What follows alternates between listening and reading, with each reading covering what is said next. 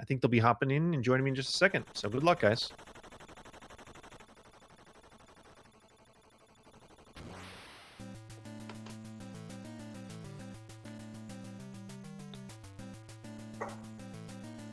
All right, I think everybody's here. So take it away, Carter, Old School McFly, and Major Ray on commentary.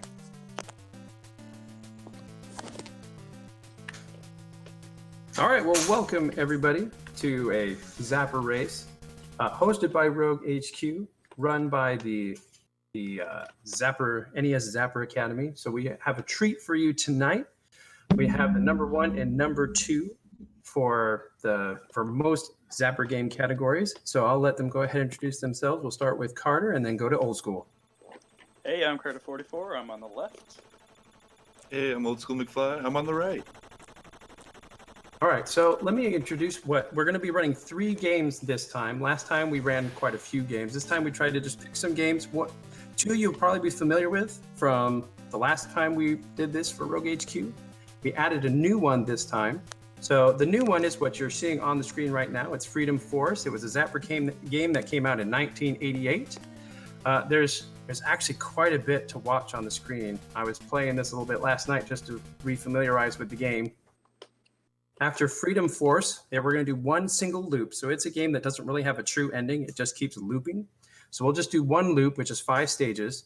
Once we complete it, there will be a 30-second cartridge change, at which point our runners will go with Hogan's Alley, Game B, 50,000 point category. And then once they complete the 50,000 points, there will be a 30-second cartridge change, and then they will go to Barker Bill's Trick Shooting, which again is a game that doesn't really end, so we only do a single loop. I won't go into too much detail right now about all 3 games because there's going to be a little bit of downtime as we go through, so I can explain some of the tech and some of the things that we have to pay attention to. So with that, if our runners are ready, I will go ahead and give a 5-second countdown, and then we will begin. Let's do it. Let's go. All right. In 5, 4, 3, 2, 1, go. So timing starts as soon as they select their player. So of course, since we're doing the single player, it's going to be Rad Rex. So you'll notice that all the bad guys have bags on their heads. So the way this game works is you have, like many of these old Zapper games, there are bad guys and there's innocents. We're trying to get all the bag heads. And you'll notice that in the bottom right-hand corner, there's a box. So in the box are generally random power-ups that pop up. What they're looking for right now is they want to see the hard mode pop up. You'll know that they've hit hard mode because the music will change and you'll see enemies and you'll see the doors popping open at a much faster rate. So that's part of the RNG in every round is how fast does it take for hard mode to pop up. So as soon as they hit a specific point amount, that's what transitions you over to the next round. So you'll notice that we're now in the airport. So we've just finished the plane. And again, we're just trying to get that harder mode. And McFly got it really early, so this should help him in trying to make up some time in the airport. Now, one of the things is even in harder mode, as the doors are opening really rapidly, you may have misfortune, and as the windows are being filled with silhouettes, they're mostly innocents and not bad guys. So you can actually still lose time. Now, one of the things you may have just noticed is that there was like a code breaker thing that popped up. If you mash the select button, you get to bypass that. It's actually kind of a bonus game. So because we're trying to go fast, we'll skip that. Now, with the airport terminal, this one is super frustrating to me because there's a bad guy and an innocent silhouette that look super close together. You'll see one that where he's got like a woman in front of him. That one is, I shoot that one all the time. So you'll notice in the middle, there's an error. So the error is how many innocent individuals that they've shot. You can only shoot 6. Once you hit the 6th one, it's an automatic game over. All right, so now Old School is now on the street. Now you want to watch his point total. He's trying to get a red balloon skip. So he wants to mash select when he has the number 4 twice in his score. As soon as he has the number 4, he can mash select if it's on there twice. a red balloon will come up. You can shoot the balloon and it allows you to bypass this level. Oh, and Carter got it. So with that, Carter gets to skip this stage. He can skip code breakers and then he goes straight into the final stage. So that's where you can make up a lot of time, is by getting that red balloon skip. Unfortunately, Old School just has not had any luck with getting that red balloon skip. So he had to go all the way to the, he had to go all the way through the level. So level 5 is actually a fairly long level to get all the points. So when you click the harder mode, there are times where you can have 4 to 5 enemies on screen at the same time. So you have to really watch as you're going through. And also because there's so many enemies in level 5, you have to do a lot of ammo management. You want to try and get every single enemy silhouette on the first shot, and then you're probably going to have to do an ammo refill to get all the way through this level. Carter's getting dangerously close. One more innocent, and he's going to game over. All right, both of them should be pretty close to finishing up. Old School just got a ammo refill. This level can be super intense, at least it is for me, because it goes so long, and a lot of times for me, I'm very low on health, so I'm really anxious as we're trying, like, okay, is this thing ever going to end? Is it over yet? So timing ends on this game when the screen blacks out just before these kind of ghetto looking apartment buildings start falling over. So we should be getting close to time on both of them. All right. And actually they both finished about a second or so apart from each other. So now we're in the middle of the 30-second cartridge change. So we're switching over to Hogan's Alley. So Hogan's Alley is one of the black box NES games. For those of you that may not be familiar, the black box are the games that came out during the first year of the NES's life cycle in the United States. Most of those had black boxes, and they had little things in the bottom corner that said what type of game they were. Obviously, Hogan's Alley had a Zapper. It originally started out as an arcade game, but then got ported over to the NES. So you'll notice that there are 3 silhouettes that are gangsters and 3 silhouettes that are innocents. Now, the RNG is which ones are popping up. So you'll notice that the big boss and the police officer look very similar. And then you have the professor and the kind of spiky haired, Dragon Ball Z haired guy look fairly similar. Then you have the shirtless guy, and then you have a woman who's carrying around like a purse or a dog or something. So the way this works is each of those silhouettes has a different point value. So the big boss man is... Quick pause. We're having a cartridge change out issue, looks like. We can take a quick pause. Okay.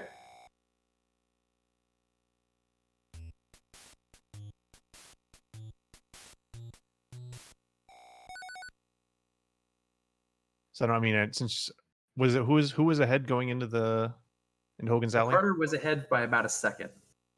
Okay, so I think if Carter, if you can reset, we'll give you a 1 second head start.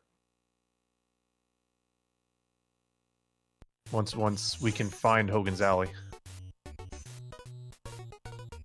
All right, so we're going to reset Hogan's Alley. We're going to give Carter a 1 second head start. I'll give Carter a 3 second count, and then he'll start. So we'll start again in 3, 2, 1, go.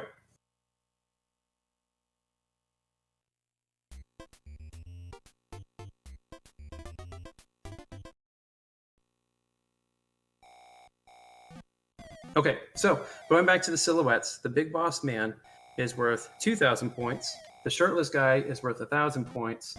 And then the brown guy with the Dragon Ball Z hairstyle is worth 500 points. So ideally, you want as few innocents as possible as you're going through, because there is a certain number of silhouettes for each screen. So if you have a lot of innocents, then you're losing time on the point value that you're trying to get to. So obviously, we want more big boss men and less of the innocents. Also, the 500 point guy has a tendency to crop up a lot, and he eats up a lot of time as well, because it takes 4 of him to make up one big boss man. So as we go through, We're now on the third screen. There are 5 screens total per round. Now, the faster you shoot the silhouette as it pops open, obviously it saves you more time, but you have to be careful because from the back side, all the silhouettes, or from the side view, all the silhouettes look the same. So that's where you have to at least take a quick moment to do some positive ID of the target. So the big boss man, R30, is the guy in all blue with the mustache and the glasses. The grimacing guy that's all in brown is the 500-point guy. All right, so we are now in round 2.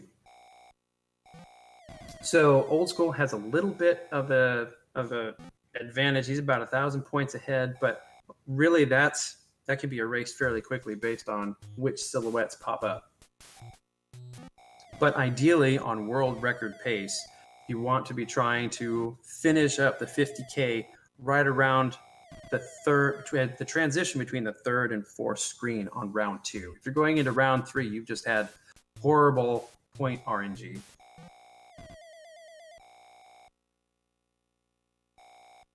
So right now, Old School Carter, sorry. My windows are in the wrong order. So Carter has a little bit of a lead, but also he started a second faster.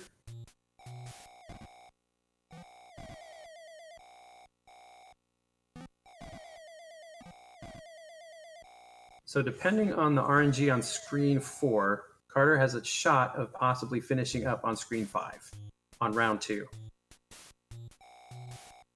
All right, so you can shoot 10 innocents before you get a game over. So the 10th one is what causes a game over. But the worst part about the innocent is when you shoot one, any other silhouettes that were on the screen that had not transitioned yet or you hadn't had a chance to shoot disappear. So if it was randomly going to be a big boss man, you lose out on the 2,000 points and the time. All right, so we've had time for Carter. He is moving on. Unfortunately, bad RNG. Old School has to go into screen 1 of round 3. Anything will work. And of course, he gets the woman carrying the dog first. All right, so now we're doing the 30-second cartridge change. So now we're going to Barker Bill's Trick Shooting. So Barker Bill's Trick Shooting is one of the Zapper games that came out kind of near the end of the NES life cycle. It came out in 1989. So it has 4 party games. We're doing the single loop that has all 4 of them at the same time. So there's a balloon shooting game, then you have saucers, windows, panes, and then there's a coin game. So generally you'll have at most 2 balloons on screen at the same time. We're trying to shoot the balloons as quickly as they come up from behind the little bunny balloon cart. And you may notice that sometimes as they throw things up, or as things come up, there's a diamond. You have the potential on each game to get a diamond. What the diamonds are is it's just a kind of a bonus. If we were playing this for points, we'd obviously want as many of the diamonds as possible. Now you'll notice that there's a bird on the flying saucer. The bird is absolutely obnoxious. If it grabs the saucer, it can fly away with the saucer and it can count against you. So you're trying to hit the saucers as quickly as possible to try and mitigate the bird picking it up. Now, here's where the kind of the amateurs and the pros can be kind of divvied out or split apart. And that's with the window pane. So ideally, you want to try and catch things before they go behind the window pane. That's actually where you can save a ton of time. If you have to wait for it to come all the way down the window pane, you lose a lot of time. So the early pane is key in being able to make up a lot of time. So here you have Misty. She's holding out coins. Now she'll generally display 2 coins at the same time. Now there's a lot of things going on there because her hitbox, she has a hitbox as well. You can accidentally shoot Misty, which is bad, but you're trying to hit those coins as quickly as possible before the bird grabs them. And then as soon as the screen blacks out, that would be time. All right, so GG's Carter. Old School's almost done. He's only got probably about 2 more coin things to go. And then that's time for Old School. So good games to both of you. So that is Freedom Force, Hogan's Alley Game B, 50,000 points, and Barker Bills, single loop. So we're going to take just a couple minutes and get everybody reset for the 500K duck hunt race. So thank you all for watching, and we'll be back in about 5 minutes.